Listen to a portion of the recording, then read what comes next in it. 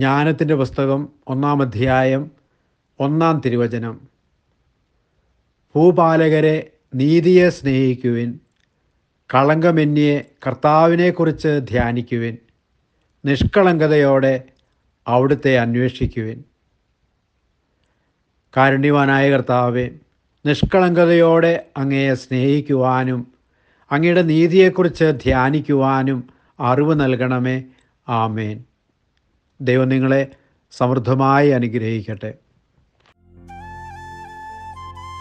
നമ്മുടെ കർത്താവ് ഈശോ മിശിഹായുടെ കൃപയും പിതാവായ ദൈവത്തിൻ്റെ സ്നേഹവും പരിശുദ്ധാത്മാവിൻ്റെ സഹവാസവും നാം എല്ലാവരോടും കൂടി ഉണ്ടായിരിക്കട്ടെ, ഇപ്പോഴും എപ്പോഴും എന്നേക്കും.